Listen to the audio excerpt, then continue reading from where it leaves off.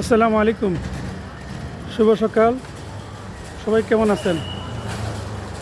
প্রিয় ভাইরা, একটা বিষয় যে একটা কথা বলতে চাই, সেটা হচ্ছে ধর্ষকের উদ্দেশ্যে।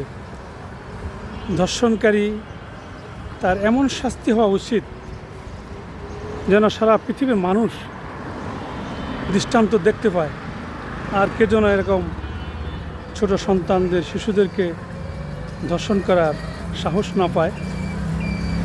আমরা ছোটোবেলায় দেখেছি একজন ধর্ষণকারীকে তাহার পুরুষাঙ্গে ইট ভেদে রাস্তায় রাস্তায় ঘুরানো হয়েছে, আর পিছন থেকে সমস্ত মানুষ তাকে ধিক্কার দিয়েছে।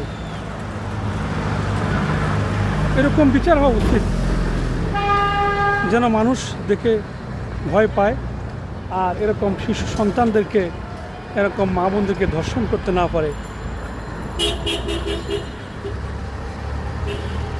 ভালো থাকবেন সবাই।